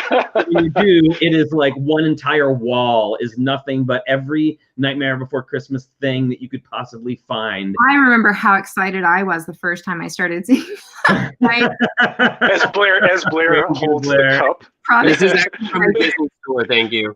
Now I know this may be considered. It almost sounds like the beginning of a joke. A Flynn walks into a Hot Topic. Hey, I got one of my favorite button-up dress shirts, and I don't wear them often. Like that, of course, that was like my thing on Lego Masters, that I always had these like vintagey shirts on. But you see what I wear on the stream. He wears monster shirts usually. Yeah, I wear monster shirts all the time. But I did go into a Hot Topic and got a that's great, Holly. There was a whole line of Hot Topic and Box Lunch T-shirts they had a Coraline competition actually for like a fan art one, right? Fan art thing, and so many great T-shirts came out of that they ended up producing a bunch of them. So I have like 6 or 7 different like really awesome Coraline T-shirts. That's how I'm able to wear like a different one every day of the week. Nice. And Nathan, no, that is not where I buy my clothes at Hot Topic. When I did go to buy this particular shirt though, so I got a great button-up shirt with the pattern from the rug at the Overlook Hotel. Shining. So it's like it's a really great shirt, and I couldn't say no. But I have to say that like I felt like the instant I walked through, like crossed the threshold, that I instantly grew like a long gray beard and was on a walker. Like it's exactly what I feel I have derailed the conversation into the Hot Topic zone. Oh my goodness. Well, they looked at us when we came. We were like, sir, can you know where you are? I know. Are you shopping for your granddaughter? Can I? Excuse me, sir. I will tell you, it's really surreal for me because I never really stopped shopping at Hot Topic, and I'm not ashamed of it. But now I get to go with like my 12-year-old daughter, So you have that, an excuse. that it got, yeah. She's your cover. She's your beard when you go into. Yeah, your emotional support. Your emotional support. Hot Topic. But actually, Counterpart. We do fight over stuff now. Like she's already like or my old like shrunken t-shirts and stuff. So she loves it. My friends used to call it mall goth, which I thought was hilarious. Mall goth. I'm not ashamed. Yeah, well, I mean, now before there, okay, now we're going down a real rabbit hole here, everyone. So before there was Hot Topic, there was Spencer Gifts. That was the best. They still exist, and they've turned into a sort of pseudo Hot Topic now. But back when we were kids, it was like the place where you went to buy fiber optic lamps. And your lava lamp. Black light poster. They had a whole black light poster section in the back. And your like corded phone. Yes, and then they had like the not the adults aisle that you weren't supposed to go in, that had like, hilarious things in it, and then they had the adult board games as well. And it was really weird. It was such a weird like little, it's like, hey, get all the teenagers in the back, and then the adults can hang out in the front and have their, so it's fun for the whole family. Yeah, and Shane being Shane in the chat said it's the hot topic of the chat right now. Yeah. Oh, God. Like, hashtag hot topic so we can get some sponsorship. I still have one of the punch cards from back in the like early aughts. Oh my goodness. One of the little like stamp cards. I found one of those in one of my old wallets. And I was like, oh, can I still get 10% off? Is this still valid? The kids that work there now probably don't even know what one of those is. No. Dude, I don't think my stamp card is even valid at Bricks and Minifigs anymore. Can I get 10% off on my giant ear stretcher disc with a picture of Jack Jones in it? But you can't get anymore is anything with actual spikes. I mean, that was the big change for me, was when they stopped selling real gothy stuff with metal spikes, and it became like the gummy spikes for a while, and it was more like raver goth, which I still enjoyed. I still have that stuff too. But then it transitioned into pop culture, and it was all like Nickelodeon shirts, and just kind of took off from there. I'm fine with it. Did you say raver goth? I never thought I'd hear those two words put together. Oh, it's like cyber goth. Only on the TrickyBricks Sunday show where you hear raver goth. I was there for that too. 100% bike chains and all. Oh yeah. Oh yeah. Cyber goth. Oh yeah. Oh yeah. Isn't it? Well, I guess cyber goth. Amy isn't. Oh, Shane. I'm sorry. I have to put this up there because. What do you say? I sort of see myself as Moto understudy. Oh, you just destroyed me for today. Oh my God. That is beautifully awful. Yeah.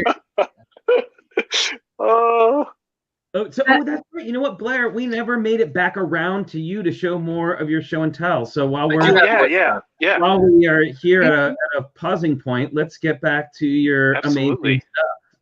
Okay, so I had this character up earlier, and so this is the pilot for what I'm going to show you. They are an intergalactic NB superhero. They fight evil using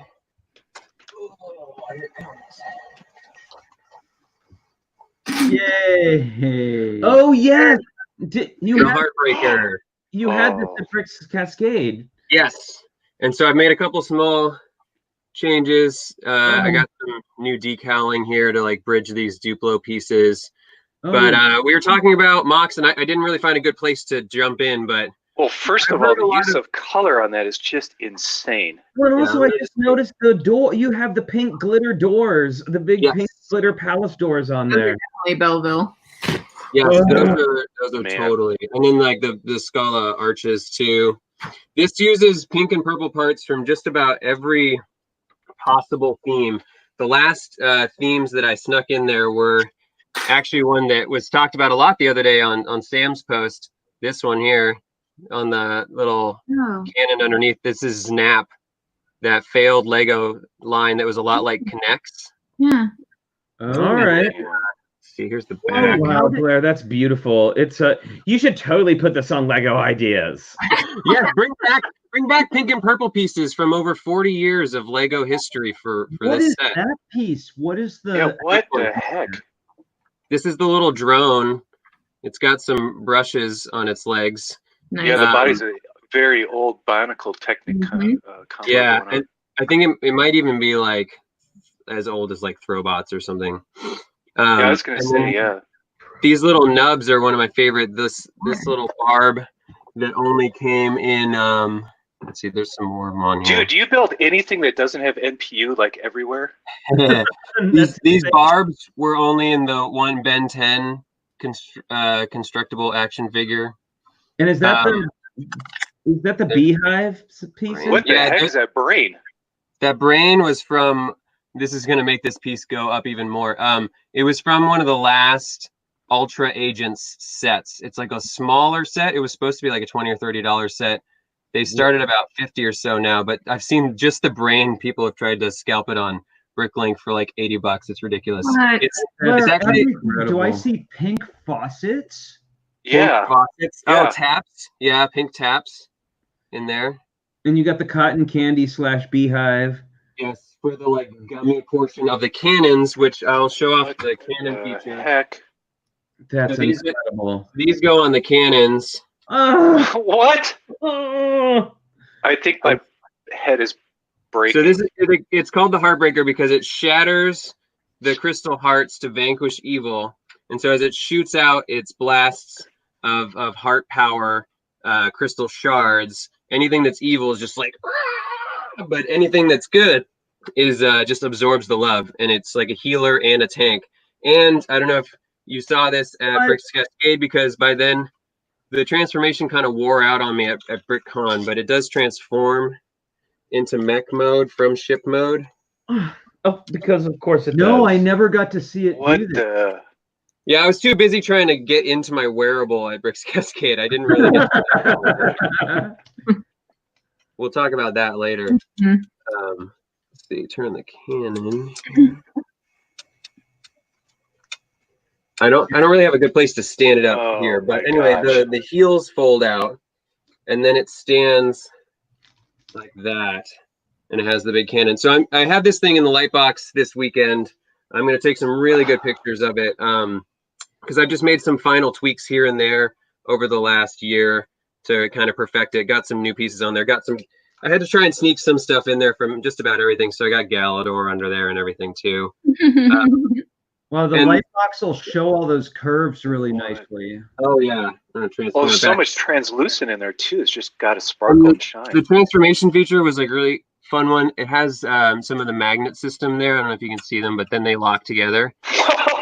What? And so those hold the legs up for ship mode, because as I built it, it just kept getting heavier and heavier, and I had to redesign the hips and legs and stuff a whole bunch to get it to really stay stable. I built this over the course of about a year, hooded one.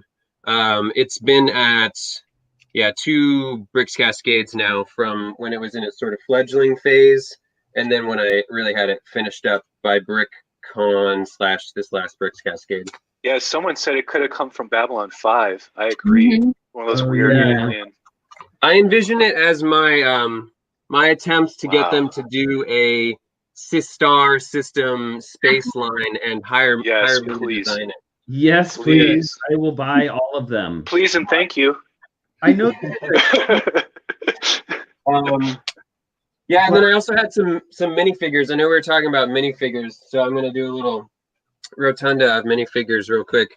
And I was also saying that I think I've heard a lot of really shared sentiment about building and sharing. Even Boone was saying something I say all the time, which is, you see somebody build something super, super amazing, and there's like a split second where you might be like, oh, I had that idea. But at the same time, I usually feel the like relief, just like he said, that I don't have to go and build it now because somebody else just nailed it.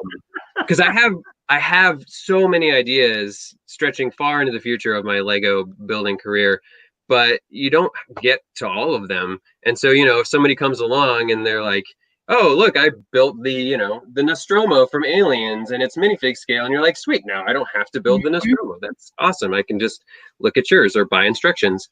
But yeah, just build whatever feels good to you, because it's things like the Heartbreaker or like my Xenomorph, these labors of love that really push you to find that perfect piece combination and give you the care about the piece to take it all the way to the finished product. I think that there are some things that I start for contests or stuff like that, and I don't make, the deadline's approaching and I don't make it, and it's just because maybe my heart wasn't super into it. Maybe I had a really cool idea, but it wasn't a project I started for me, and it's the ones that I start in my heart and in my mind that go all the way. And so on that note, I'm going to show you some preview minifigs for upcoming stuff, and we'll just kind of go. Blair, from the chat, you've got a bunch of new friends who really like your stuff. Yes. Awesome.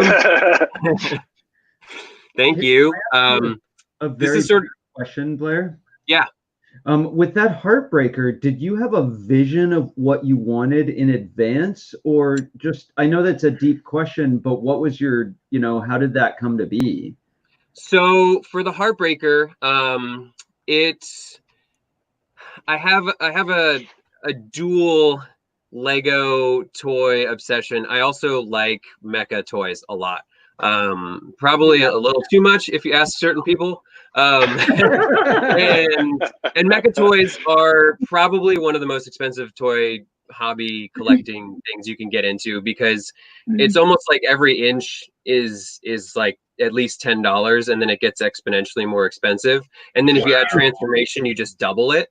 So when you get into something that's like this big and it's a fully transformable Macross fighter, of which I have a very few, it costs hundreds of dollars. And so with that, I find motivation to build more stuff out of Lego. When I sold my 1/6 scale Hot Toys Alien, because I knew the rubber suit wouldn't last forever, I built my Xenomorph, my 1/2 scale Lego Xenomorph, to stand in its place, because I love seeing these franchises and these designs that have influenced me in my personal space in 3 dimensions. It does more for me than my art books on my shelf can, because it's always there, like looking down at me. So with the mecha and the Heartbreaker, that was me wanting so many different mecha and being in a place where I also wanted something that wasn't a war machine. I've tried to move away from just building war mecha all the time. There was a post by another AFOL years back, at least 5 or 6 years ago, and they had this cool picture of all their like dystopian sci-fi war machine mecha and armored vehicles and everything. And then it was side by side on their Flickr with a picture of the pile of parts that was freed up from taking them all apart. And they wrote about how their kid was getting old enough to really relate to what they were building and start understanding this world of influence that their adult, that they're looking up to is into. And it was all cannons and guns and tanks and robots that just destroy, which that's what led me to build my mech love, not war scene, where it was the sort of the last time I did really big battle mechs, and they're all just firing at some unknown enemy, because I love mecha design and I've grown up on all this like hyper violent sci-fi with robots. But ultimately they're terrifying. They're the worst thing that we could possibly do with our technology, and I don't want to see one of them walking down the street, but I love looking at them and the design that goes into them. So with the Heartbreaker, it was me wanting to do a starship, a starfighter that transforms into a robot, but that is wholly not evil, and using purple, I'm one of those people that's like all about the seed part. So, I find that one part and I'm like, oh, I got to get this one part into a mock. And for pink and purple, it was basically all seed parts, because it's just such a limited color palette. Yep. That I just had to roll with what was available. And some really amazing things came out of it. Like finding out that these Duplo arches matched up with these old Scala arches so well. I mean, that was just sort of magical. And then the X-Pod lids. There's just a lot of that on here, and so it was. Are those umbrellas? Of Macross or Robotech for a lot of US fans, with Metal Gear and Diva's mecha, because I bought the set and I built the little mecha and it's cute, but I really want the $400 Blizzard perfect scale statue, and but I also want it to move. So like no one's made a perfect pink robot that I can buy. So I was like, I'm gonna make the perfect pink robot. Thanks, Moto. I'm gonna send you some love. There you go.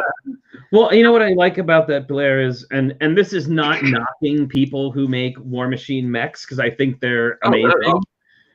But I like that you've taken the expected and made it unexpected, and I think that's what it's one of the things that makes your stuff so eye-catching. In when it's on a table of a sea of other mechs and there's a big pink and purple one, which one are you going to look at? Yeah, it really stands out.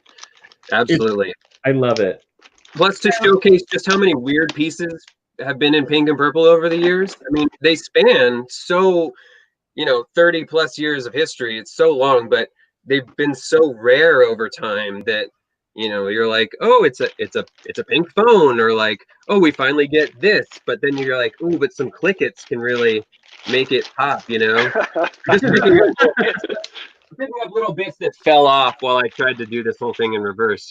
We've got some pink microphones and stuff, and these were my buddy ordered a bunch for his the Bricks and Minifigs again in Canby. They have a bunch of non-production colored Star Wars blasters. What? Yeah. Where did you get that? Add those to your order, but they there was somebody in Denmark who had a really fun time printing Star Wars blasters in like a dozen different colors, gold and browns and greens and turquoises and yellows and stuff. So I would say if you like weird non-production parts, they're really not that expensive as far as stuff that's never going to be made again. And I would totally get some if you like using weird parts and weird colors. Yeah. Hey, Blair, do you shop on Bricklink like I do, like where you add to every order? Do you go in and look at people's stores like by color or by part? Because I know that's how I end up. I'm always like, okay, what do you got in purples and glow in the darks? Yep. All greens, chrome. Chrome, any of your Fabuland or Scala parts. Anything Belleville, that's I always pick Belleville parts every time. I always add something. Mm-hmm. Belleville is awesome. I got into big trouble with Belleville stuff because I just for the longest time in our building, I always wanted everything to be very like natural earth tones, like realistic looking. And then I did my couple of pieces for the Lego booth at Comic-Con. And then I suddenly discovered color as a as a thing, and I don't know, just a way to build with, and now I've got boxes full. But we were at Bricks by the Bay last year. And how did that happen, Flynn? Because we were at Bricks by the Bay last year, and there's a guy, really nice guy, who always shows up to Bricks by the Bay. And where everybody else's brick picking tables are full of, you can get some cool stuff, and there's but there's all the common colors and lots of gray and red and white. And this guy always has the Friends colors and the Elves colors. So I would go over there, and he got to know me because I was basically the only person looking for those colors, at the table. And so he started setting bags of stuff aside for me. I'd come over by the table and he would be like, oh, I pulled out stuff if you want any of it. And it was all Belleville, those quarter round brick plates. They're really big and they come in all kind of crazy colors. They're 1 brick thick. Yeah, and I got that those pink glitter doors were just incredible. So Steve Parmley conspired as well. Oh well, Steve Parmley was that's the thing, right? We're all kind of enablers of each other's worst Lego habits. I feel like that's where I met you, Flynn, was at one of those vendor booths or tables or something where we were kind of eyeing the same parts or things or something where we kind of struck up that conversation. Yeah, I wouldn't be terribly surprised. Yeah. If there was, if there was a vendor that did all the bright colors, I'd probably just go crazy too. Yeah. I just love them. I love the bright color. Well, you know me, I build with bright colors as well. Well, I gotta say, I love that treasure hunt quality of Lego, searching for that piece, that treasure piece. I have a collection of electric light bulbs that go back to Edison Originals. And I used to, before eBay, whenever I would go to a thrift store or anywhere, I was always like, the light bulb, the light bulb, the light bulb. And then with eBay, I was like, oh, okay, I can get whatever I want, whenever I want. And then I discovered Lego, and you can't, right? Like am I gonna pay $10 in shipping for a 3-cent part that I absolutely have to have? Or are you gonna pay $2 for like a 1x2 tile that was exclusive to a set, or more later down the line? It's like really hard sometimes. Mm-hmm. Yeah, it is. I know. I think treasure hunt is the right word for it. Like every Bricklink order, I feel like that's what it is when I go through somebody's store, is to try and find like that little like odd, whatever piece in there. And for the Heartbreaker, when I was at BrickCon last year and showing it off, that's when somebody mentioned, oh, do you have any Snap in there? And I was like, oh, I totally forgot about Snap. And then someone was supposed to bring me some, because apparently 2 of the guys that are regulars at that con are like super hoarders of Snap. And it never happened. So I came home and I could envision this piece in my collection somewhere. So I searched for a while through like 250,000 bricks just to come up with, again, that one Snap piece, just to include that weird guy in there. And I knew I had it too, because I knew I'd seen it and put it in my weird, I'm not sure if this is Lego, kind of cool non-Lego bin. And I finally found it. And it is just exactly that, just weird. I wasn't sure if it was Lego, but now I know. Well, I know it makes me hesitant to get rid of a part I don't recognize. Like, that's not Lego. Yeah, you never know. Yeah. Well, question for you. The litmus test is whether you just show it to Logan and whether he eats it or not. Yeah, there you go. So Holly, Hooded One, noticed the Coraline Mother brickheads in the Boone Builds episode. Did you ever share the instructions for them, or are you willing to? No, no one's ever asked. So yeah, I certainly could. I guess if someone's interested, should I post those? What do people do? I've never shared instructions. Totally put them on Lego Ideas. Sorry, I can't stop. Oh. I can't stop for today. Sorry, everyone. Sorry. Anyway, well, how would she post it? How do people share their instructions? Because I just threw. I had instructions for one of my things. I don't know where to put it. Because again, I do have a digital design of them. So there is a thing through Bricklink. So when you upload them to Bricklink, it's like Bricklink Studio or My Gallery or something like that. I think you can make that public. And so maybe I will do that. And then I'll send out like a link or something on my Facebook or Instagram, or both probably. Or what about the chat? Like Rebrickable, or where would people in the chat go to look for instructions? We should ask them what maybe the best place to do that is. That's a good question. Anybody have any idea? Rebrickable is the place to upload. What was that? Because there used to be a couple of places. There was like Brick Shelf or something that I think doesn't exist anymore. Like, yeah. But yeah, there was a bunch of, Rebrickable, I know, is a place. Hooded One says you could share them as a PDF. I mean, I don't know. Do you have like a website or? There's time for that, but yeah, I can check out Rebrickable, and then, like I said, I can make it public on the Bricklink gallery thing, and it's actually really cool. Like, that's how I build my stuff after I do a digital design, because once I send it to the gallery, it kind of automates the like step by. Well, it doesn't automate because you have to do it in the design, the step-by-step design part of it. Right.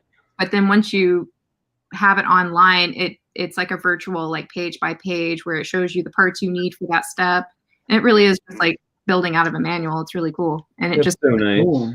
Yeah, I did the same. I did a build of the Impala from the TV show Supernatural, and I just never knew where to really put the PDF and all the instructions and stuff. Yeah. But yeah, that'd be a good answer to get. Yeah, that'll be a new like project for me. So thanks. That'll be fun. I'm just happy to share this. I will say though that the parts, the thing is what makes those things super cool is the button eyes, which I initially like screen printed myself. What? And then I had Ed Pearson from Brick Sanity do some printed parts for me. So I have a handful of those that I give out at conventions for friends or particularly good builds or something. I'll give out some of those little button tiles, but I have to say, really, I've never seen them. I love that whole I love that whole thing about giving out a special brick or a special tile for builds you like. It's just one of those other, like, you know, builders appreciating other builders kind of thing. Yeah, I have like little ones and I have big ones. So I have like the 1x1 round tiles that are like the brickhead size, and those are like those are more just kind of like for giving out sort of at random or people that I know would like appreciate them. And then the bigger ones are like my little award pieces. So like I gave one to Paul Hetherington for his tiki build. At oh, that's so good. Oh, cool. Yeah. Hey, just everybody real quick. My mom's here. Hi, Mom. Hi, Mom. Bingo. And you'll all get a chance to meet her next week on our Mother's Day all-female builder panel, which I'm super excited about. Ooh. I know time is marching on today, and actually we're close to the end. That Blair set up a special place to be able to broadcast and share some of his things. So I want to make sure that he gets to share all the things that he prepared because they're really cool. Have you shown all your things? I only had a couple more. I just wasn't sure what I was going to need to Sure, get to. Go for it. Go for it. Here, look at cool stuff. Cool. All right. So one thing, before I do the minifigures, one thing I just want to share was, like you said, every time you go somewhere, you're looking out for something. So I'm always looking out for chrome because ever since this set came out, I've been trying really hard to make it look like the original design or better. So I spent the first night that this came out till 3 a.m. redesigning it and retrofitting mostly the tail fin stuff, just so that it looked a lot more like the original vehicle. But last time I was in some bulk brick, I found this really cool piece. It might have been at Bricks Cascade, and it's an actual little light up top, and it's not the right sound, but it looks really great. So that's just fun. I don't keep a lot of sets around at all, but when I do, it's usually a heavily modified, awesome piece like this. And then, yeah, we were talking about minifig stuff. So let's see. I got my rotunda here. So we'll start with my brick Grimes, which probably has been done by other people, but this is what I had from Parts on Hand. He's gonna go for in a MOC. And then this was from that like Sturgill Sampson Netflix crazy, totally not safe for worker kids animated thing that was on a few months ago. That's like some kind of ninja cyberpunk dystopian thing. And then this was just like a heavy trooper. I thought it was really cool that you can get this mask on with these Hero Factory armors. So I just have this sort of mannequin wearing this new suit. This guy was talking about Apocalypseburg. This was my cameo in the big Apocalypseburg build that Mark and Boone and Perry and a bunch of people did a couple years ago. And I wanted to show that because it was really fun using the old Hagrid hair on top of this armor. Together. This was the sig fig I made in like 30 seconds getting ready for our sig fig photo at Bricks Cascade. Oh, because it matched my outfit from the weekend.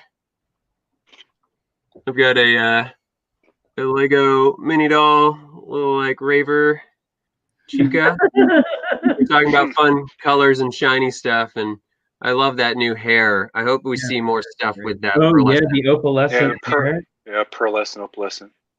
And then so my daughter a while ago did this with a Spider-Man. So I'm making a series of medieval superheroes. So this is my first. It's medieval Spider-Man. So good. That's great. Nice. He's getting medieval. Yes. That's I had out for today. Oh, cool. Very.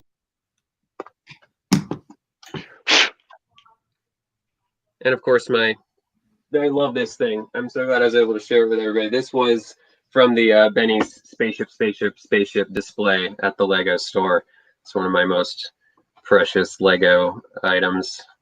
Can't build anything with it, but it definitely inspires me all the time. Aww.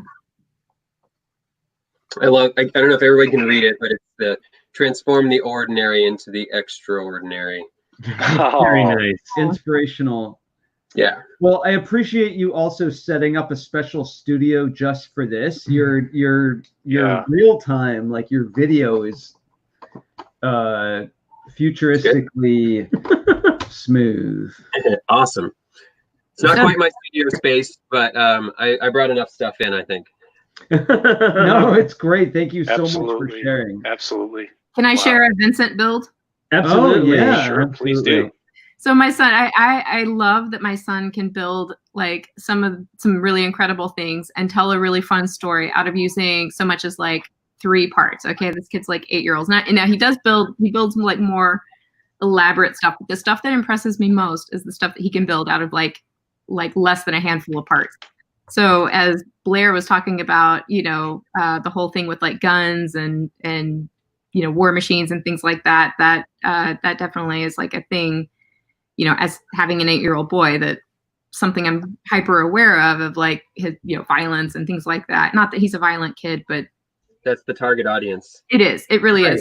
So he built a gun today, but I have to show you this gun. I think it's amazing. He calls it a coffee gun. What? I need that. I know. Wow. And his whole story, he had a whole thing. He went on for like 10 minutes about his coffee gun and that, it was so you could shoot coffee in your mouth. So I feel like I've done my job as a parent. I'm proud of myself. That's awesome. Didn't it just for whatever reason it made me think. It seems like a very efficient way to deliver coffee. Exactly. Do you mind if I have this? At a social distance. You shoot coffee. It makes me think of that Simpsons episode where Homer invents the makeup gun. Oh. It's so horrifying. Oh, it would also be very expensive to shoot if we're going by Apocalypseburg coffee prices. Okay. Yeah, exactly. Yeah, we'll have to reinvent some things when we'll have like a tube or something. So I just want to say we are reaching the end here, and I just wanted to thank so much everybody for joining us today. Holly, thank you. Blair and Moto, thank you guys so much. And Blair, thanks for showing off your amazing work, and we'll definitely be having you back on at some time to show even more stuff. So we'll be here tomorrow at 10 a.m. Next Sunday, we will be doing our all-female builder panel for Mother's Day, including special guest star my mom, who's not a builder. So that makes it work. And we're gonna have a bunch of interesting people to talk to. Also, keep an eye out for. I'm not sure if it'll be the following Sunday, but we're going to be doing a group chat about wearables and different things that you can wear. I know Blair is going to be on showing us some of his wearables. We're going to have Amy of Crystal and Amy from LEGO Masters, who makes some really amazing wearable stuff too. We're also going to have some people who make Lego jewelry. Our friend Minifig Chick, and we have another friend that we're looking at to talk about different wearable things. So really excited about that coming up. We actually did get some more done on the Stranger Things set, which we will get to, which we will get back to on tomorrow's episode. I gotta say, like this morning, last night, I was like, oh man, I really haven't planned anything, and I didn't ask a lot of people ahead of time, and wow, that was really dumb. And you all came on and made, I think, for one of the more interesting streams that we've had.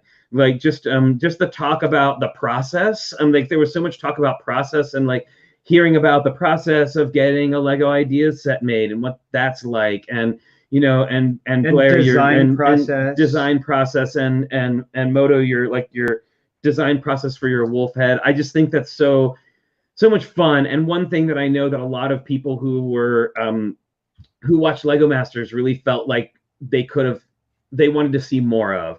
And I think to just, an average viewer, that might not be interesting, but for for AFOLs and for anybody who's really into Lego, I think that we y'all gave them something really interesting and really cool stuff to think about. So thank you all so much for being on today. We really appreciate it.